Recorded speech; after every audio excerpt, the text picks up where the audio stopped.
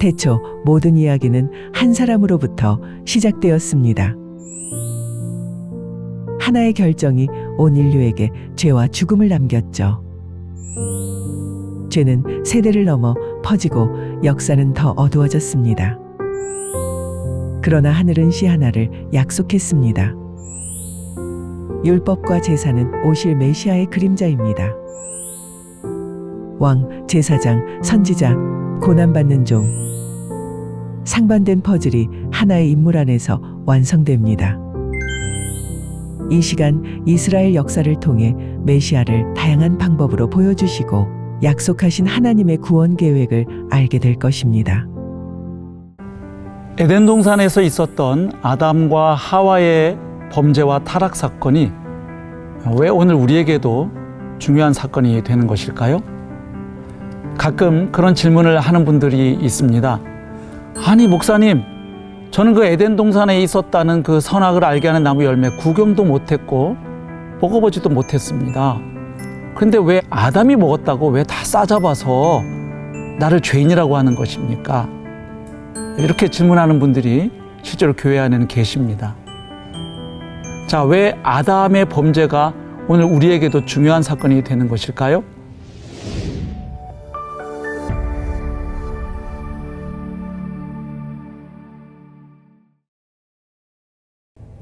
창세기를 보면 그 답을 하나 알 수 있습니다. 에덴 동산에서 아담과 하와의 선악과 사건 이후에 인류의 역사가 어떻게 전개되었는지를 보여주고 있습니다. 바로 창세기 3장 넘어가면 인류 역사 초기에 있었던 끔찍한 살인 사건이 나옵니다. 바로 아담과 하와 사이에 태어났던 가인과 아벨 두 아들 사이에 있었던 끔찍한 사건이지요. 바로 형 가인이 동생 아벨을 쳐 죽이는 인류 최초의 살인 사건이 일어납니다. 그것도 존속 살인 사건입니다. 그게 끝이 아니죠. 그 다음에 어떤 내용이 이어집니까? 바로 노아 홍수 이야기가 이어집니다. 사람들의 그 죄악이 가득 차서 더 이상 하나님께서 보아 넘길 수 없게 됩니다. 그래서 홍수를 통해 이 세상을 심판하십니다. 그리고 그 홍수 이후에 노아의 세 아들 셈과 함과 야벳을 통해서 인류가 다시 번성해 갑니다. 하지만 창세기 10장, 11장쯤 가보면 우리가 보는 사건이 하나 있죠. 바로 바벨탑 사건입니다. 인류가 함께 연합해서 하나님께 대항하는 바로 그 사건을 보게 되는 것입니다. 무엇을 알 수 있습니까? 아하, 에덴 동산에서 아담과 하와의 선악을 알게 하는 나무의 열매를 취했던 사건이 그들만의 문제로 끝나지 않았다는 것입니다. 그 이후 아담의 후손들에게 계속해서 죄의 모습이 나타나고 있고 그 모습이 점점 더 심해져 가고 있음을 성경은 보여주고 있습니다. 즉 아담과 하와가 범죄한 것으로 끝나지 않았다는 것입니다. 바로 인류의 대표였던 아담의 범죄는 이 세상에 죄악을 들어오게 했던 것입니다. 그리고 그 죄와 함께 들어온 세력이 있는데 그것이 바로 죽음, 곧 사망입니다. 그래서 아담의 범죄와 타락으로 인해 이 세상에 죄와 사망이 들어왔고 그 이후 모든 인간은 바로 죄의 종, 사망의 종으로 전락하게 되어버린 것이지요. 그래서 내가 죄를 짓고 싶지 않아도 죄를 짓게 됩니다. 왜냐하면 죄의 종이니까요. 나는 죽고 싶지 않은데 죽어야만 합니다. 왜냐하면 죽음의 종이 되었기 때문입니다.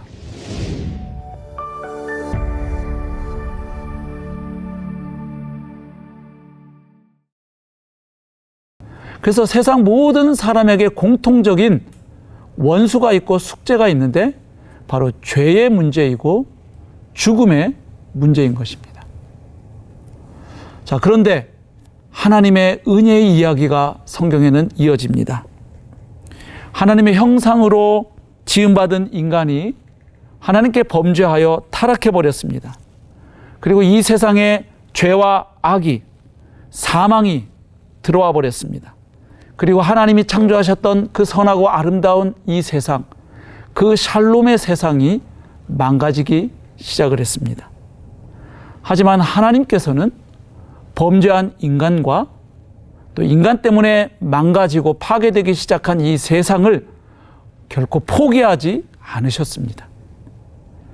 하나님은 죄의 종, 사망의 종, 그리고 사탄의 종으로 전락해버린 인간과 그리고 인간의 범죄로 망가진 이 세상을 구원할 메시아를 보내시겠다고 약속을 하십니다. 아담과 하와의 범죄 이후 창세기 3장을 보면 하나님께서는 여자의 후손을 약속하십니다. 뱀은 그 여자의 후손의 발꿈치를 상하게 하겠지만 그 여자의 후손으로 오시는 메시아는 뱀의 머리를 밟게 될 것이라고 말씀하십니다. 하나님은 아담과 하와의 범죄 이후에 여자의 후손을 약속하십니다. 즉 여자의 후손으로 오실 메시아, 그래서 뱀의 머리를 밟아버릴 메시아를 보내서 인류를 죄악으로부터 구원하시겠다고 약속하신 것입니다. 그런데 여자의 후손을 약속하신 하나님은 이스라엘 민족의 조상이 되는 아브라함을 불러서 선택하십니다. 그리고 그와 언약을 맺으시지요. 하나님께서 아브라함에게 특별히 약속하셨던 것이 있습니다. 아브라함의 자손을 번성케 해서 큰 민족을 만드시겠다고 약속하십니다. 또한 아브라함의 후손으로 이루어진 그 민족이 살아갈 땅을 주시겠다고 약속하십니다. 그리고 또 한 가지 약속이 있죠. 바로 아브라함의 후손을 통해서 세워지는 이 나라가 세상 열방에 복을 전해주는 복의 통로가 될 것이라고 말씀하십니다. 왜냐하면 아브라함의 후손 가운데 장차 메시아가 오실 것이기 때문입니다. 그래서 창세기 12장 3절과 22장 18절 말씀을 보면 아브라함의 씨로 오시는 메시아에 대한 약속의 말씀이 기록된 것을 보실 수 있습니다. 자, 하나님은 이제 아브라함을 부르셨고 그 아브라함과 언약을 맺으시면서 본격적인 하나님의 구원의 역사를 펼쳐 나가기 시작하십니다. 그런데 그 이야기를 읽어보면 참 재미있죠.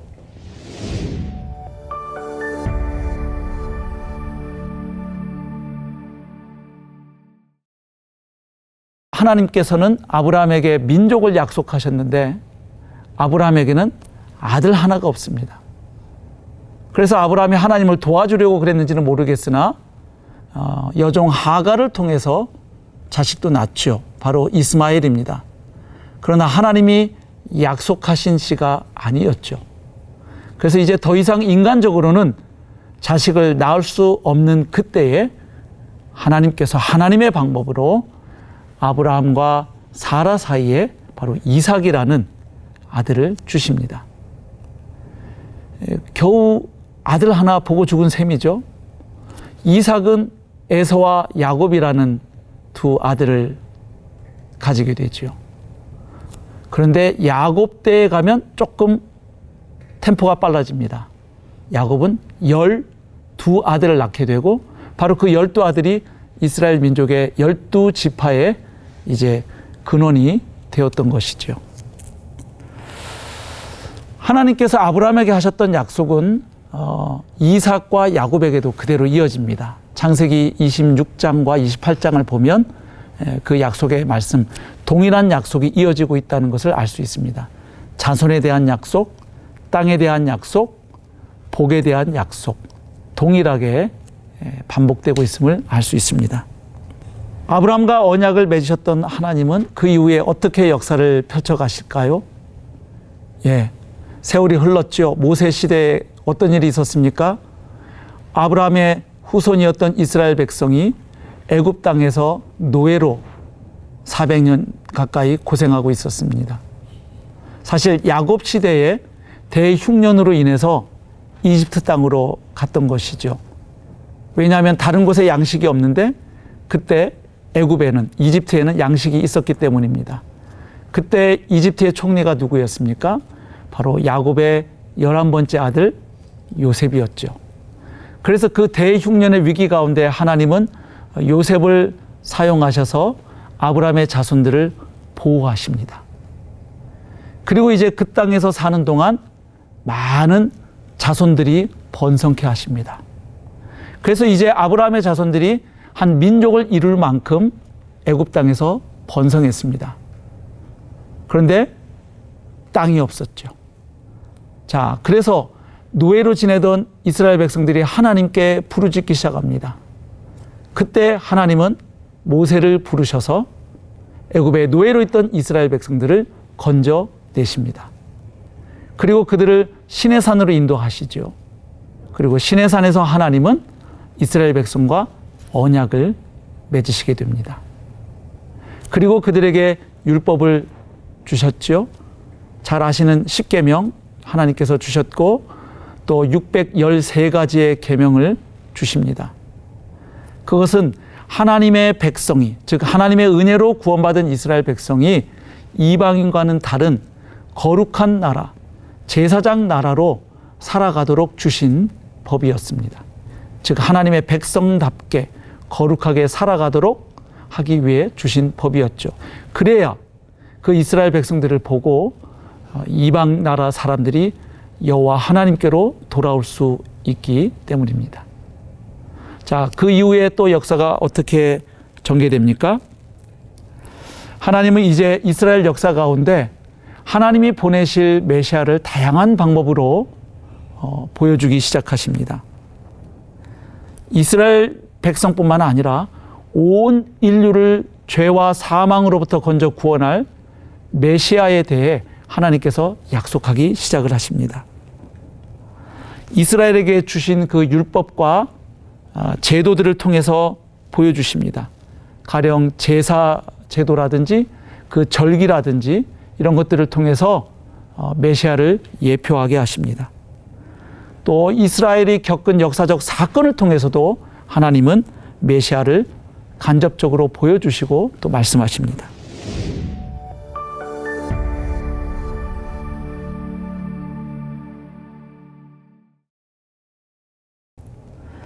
그리고 선지자 같은 하나님의 사람들을 통해서 장차 오실 메시아에 대해 예언하게 하십니다.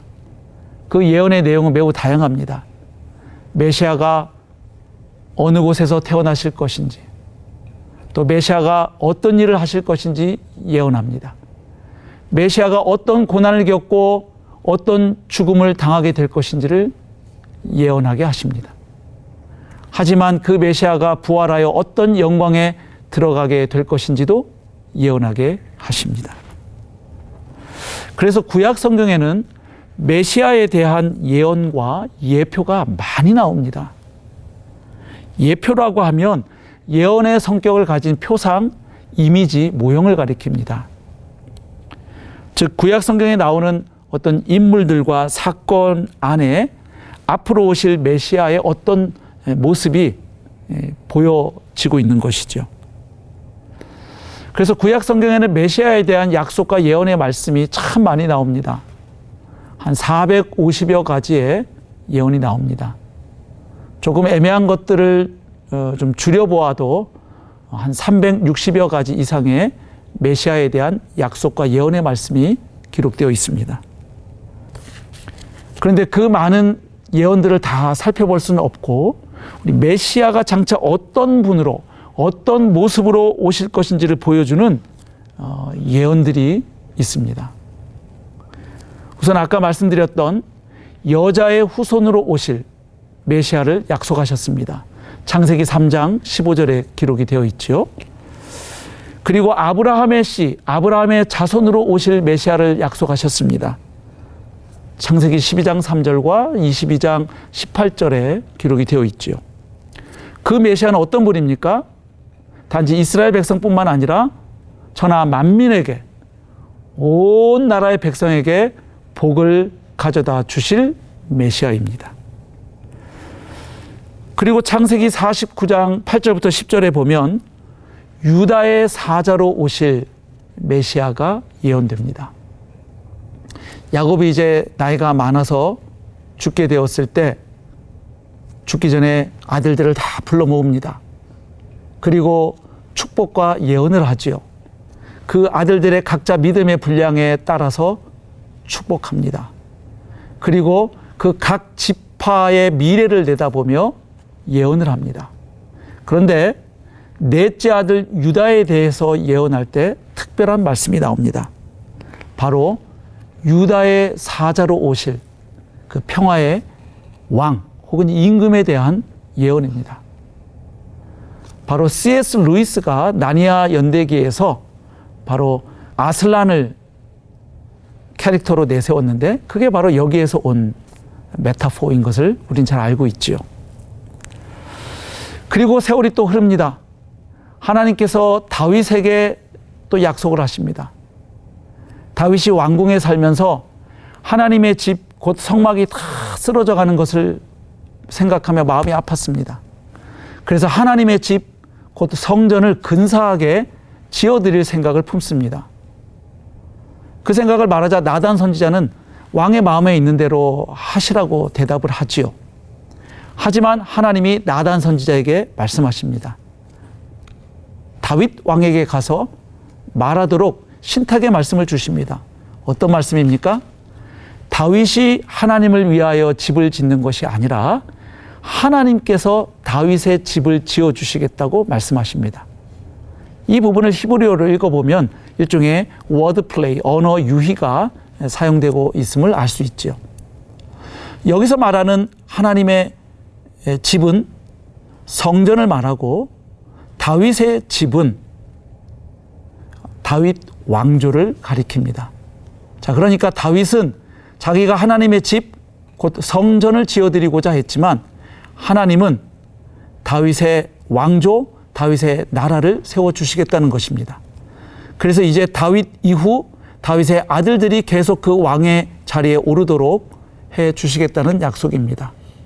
그리고 그 다윗의 아들이 진정한 하나님의 집을 짓게 될 것이라고 말씀합니다.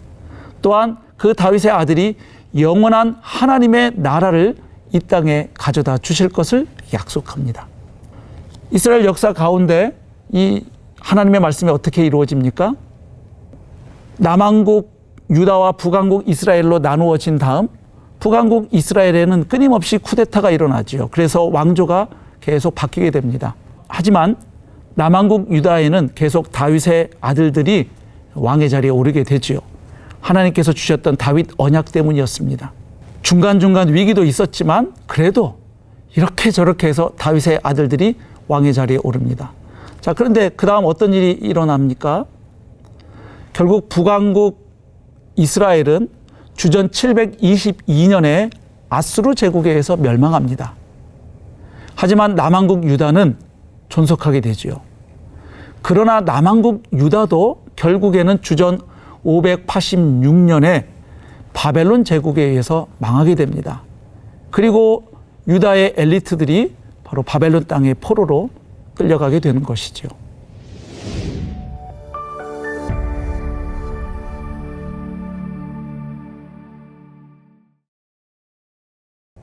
자, 그러면 하나님이 다윗에게 주셨던 그 약속의 말씀은 어떻게 되는 것입니까? 1차적으로 이루어졌죠. 다윗의 아들인 솔로몬이 예루살렘 성전, 곧 하나님의 집을 지어서 봉헌했습니다. 이루어졌죠.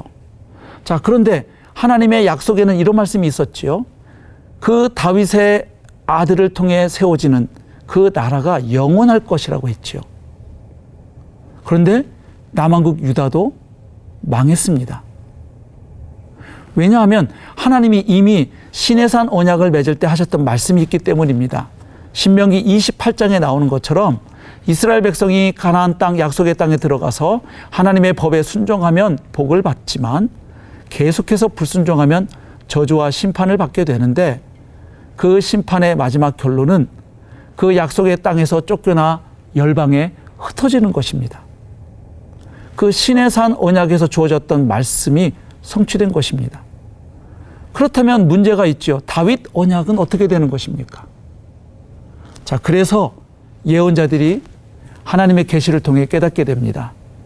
그 영원한 하나님의 나라를 통치할 왕은 솔로몬도 아니고 또 바벨론 포로기에서 돌아와 제2성전을 세웠던 스룹바벨도 아니고 진정한 다윗의 씨로 오실 한 왕이 오신다는 사실을 알게 된 것입니다. 그래서 이사야서나 예레미야서를 보면 다윗의 씨로 와서 공의와 정의로 다스리고 통치하실 그 왕에 대한 약속과 예언의 말씀들이 많이 기록된 것입니다. 자, 그 다음에 또 신명기 18장 15절과 18절에 보면 메시아는 모세와 같은 선지자로 오신다고 약속되어 있습니다.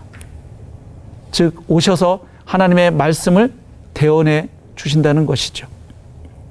그리고 다니엘서 7장 13절 14절 보면 인자 같은 이로 오시는 메시아에 대한 예언의 말씀이 나옵니다. 여기서 인자 같은 이란 사람의 아들과 비슷한 분이라는 뜻이죠. 그런데 다니엘서 7장 말씀을 읽어보면 사람이 아닙니다. 하늘 구름을 타고 이동하는 신적 존재이지요. 그리고 하나님께서 하나님 자신의 권세와 영광과 나라를 그분에게 인자 같은 이에게 넘겨주십니다. 결국 인자 같은 이는 사람과 비슷한 분이지만 사람이 아닌 한 신적 존재를 가리킵니다. 바로 하나님의 아들이지요. 그래서 예수님은 자신을 가리킬 때 그 사람의 아들이라고 자신을 호칭하셨습니다. 바로 자신이 다니엘서 7장에 나오는 다니엘이 환상 가운데 보았던 그 인자 같은 이로 오실 바로 그 메시아라는 사실을 그렇게 밝히셨던 것입니다. 그리고 이사야 52장 13절부터 53장 12절에 보면 고난받는 종으로 오시는 메시아가 나옵니다. 메시아가 오셔서 우리 인간들의 죄를 대신하여 그분이 고난받고 죽으심으로 우리의 죄가 사해지고 속해질 것을 예언하는 말씀이지요. 자, 그렇다면 지금 메시아에 대한 이 8가지 이미지를 보면 서로 다른 역할이 보인다는 것을 알 수 있습니다. 유다의 사자 다윗의 씨라는 메시아의 이미지는 왕적인 이미지입니다. 다스리고 통치하는 왕으로 오시는 메시아. 그런가 하면 모세와 같은 선지자는 바로 선지자로 오실 메시아의 모습입니다. 그리고 또 한 가지 아까 말씀드리지 않은 게 있는데 시편 110편 1절부터 4절에 보면 멜기세덱과 같은 대제사장으로 오실 메시아가 예언되어 있습니다. 자, 그러니까 왕, 제사장, 선지자가 다 나오죠. 이스라엘 역사에서 왕과 제사장과 선지자는 하나님께서 기름 부어 세우시는 특별한 존재였습니다. 그런데 앞으로 하나님이 보내서 오실 메시아는 그 한 분이 왕의 역할과 제사장의 역할 그리고 선지자의 역할을 다 수행한다는 사실을 알 수 있습니다. 그분이 누구이실까요? 바로 예수 그리스도이십니다. 그래서 구약 성경이 마무리되고 약 400여 년의 기다림 끝에 이제 마침내 하나님께서 약속하신 메시아가 오시게 되죠. 바로 그 메시아 이야기를 다음 시간에 살펴보도록 하겠습니다.